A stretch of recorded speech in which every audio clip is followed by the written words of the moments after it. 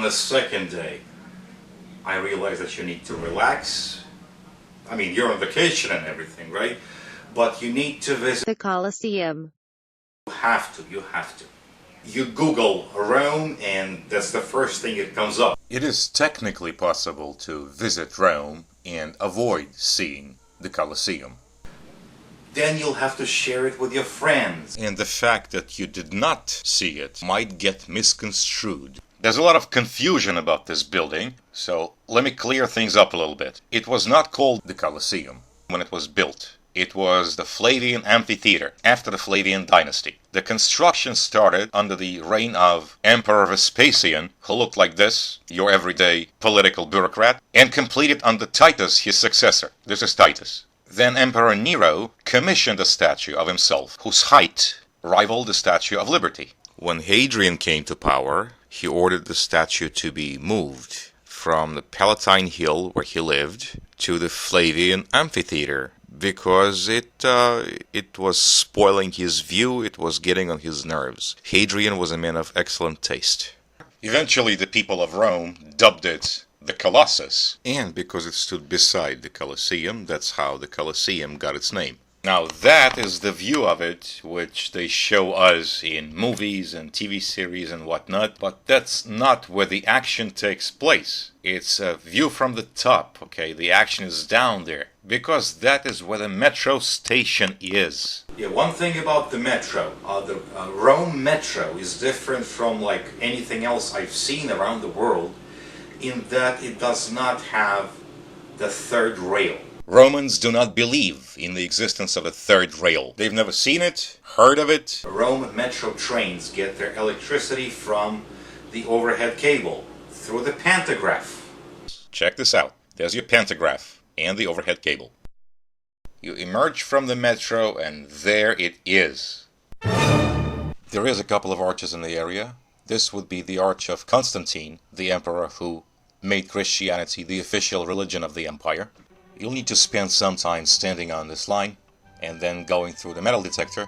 This would probably be a very good opportunity to take pictures of your wife, girlfriend, husband, boyfriend, and yourself naturally, as well as to take a close look at the internal structure of the Colosseum. It was dressed up in marble and limestone and what have you, but the support structure, the skeleton, is made of sand, Roman cement, and some bricks embedded in it. And to really appreciate the size of this place, which could in its heyday seat up to 80,000 people, is to take a look at this makeshift stage thoughtfully provided by, I would imagine, the municipality, with some people on it for scale. The stage could come apart and be removed. The entire place, if need be, could be flooded and staged sea battles will be performed.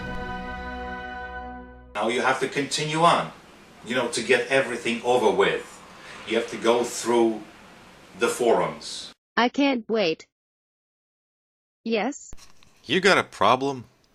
Don't mind me. I'm totally excited. Oh, good. I hope so.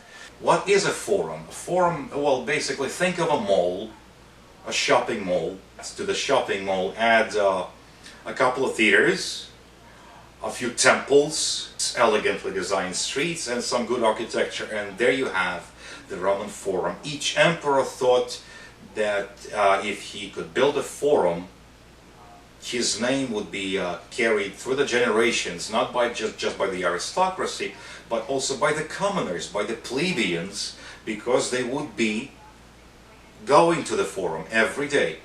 They would come to the forum because it was a nice place to be. And of course the famous Roman baths were present at every single forum. They were a huge part of Roman life. Romans were clean people.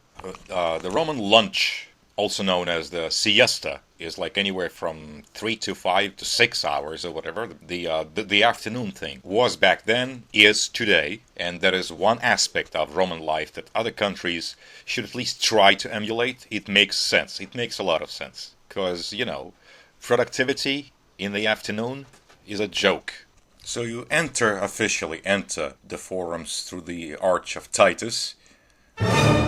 Oops, what is that? It's what remains of an ancient temple Guess who built it? Word association in Rome is a fairly easy game. Romans. Hospitable.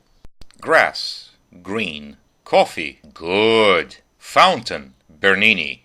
Dome. Hadrian. So yes, of course, this one was built by Hadrian on the Palatine Hill.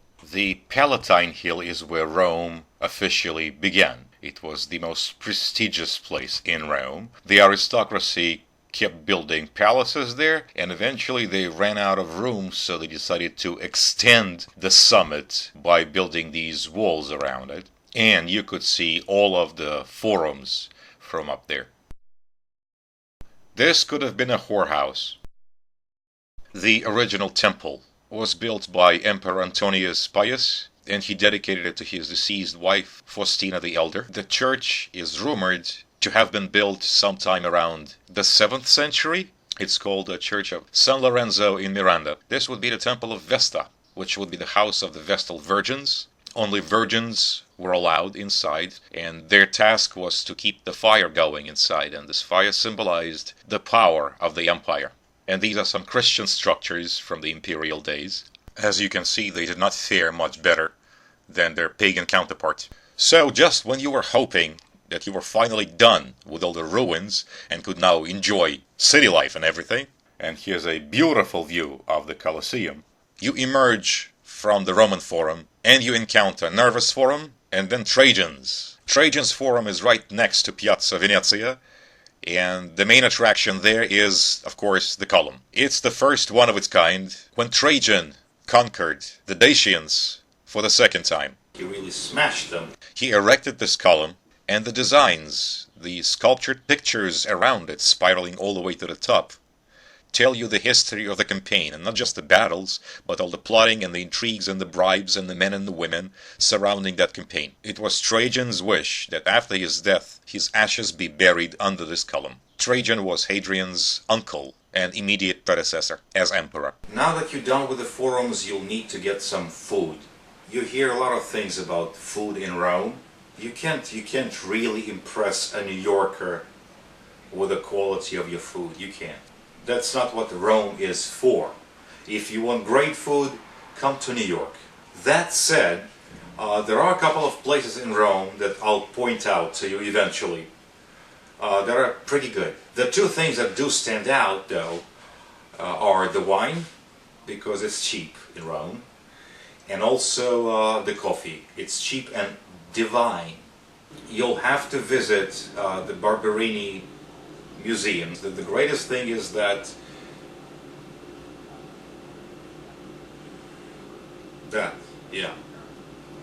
she hangs in there. You might want to clarify that. She's called La Fornarina. That's my nickname. It means baker's daughter. She is very beautiful. I am very beautiful. Yeah, I'm agreeing with you. Maybe you should try harder. Okay, fine. She is gorgeous. You have to. You have to go to that museum, and you have to see her at that museum. It's an unforgettable experience. So just follow the yellow brick road from Piazza Venezia all the way to Trevi and through the fountain area, encountering interesting places, interesting sights, and great people along the way.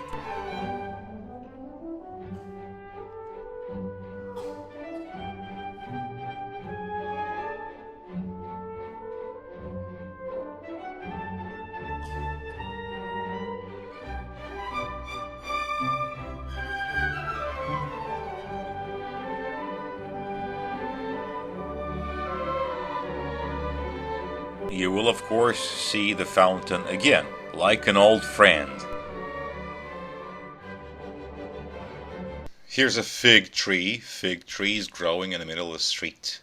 After that you're gonna end up again at Piazza Barberini with one of those Bernini fountains. Towards the entrance of the museum, the palazzo was designed on Barberini's request by Bernini himself. It's a very unusual design. If you look back from the entrance, from the gate, this street that goes sharply down and then up the incline, and you can see the Spanish Plaza, the obelisk at the Spanish Plaza up there, somewhere between the entrance and the Spanish Steps. This is the street where Gogol used to live and wrote his best works here. He lived here for 12 years. Great creative output. I don't blame him. So now you enter the palace, look around the rooms, look at her.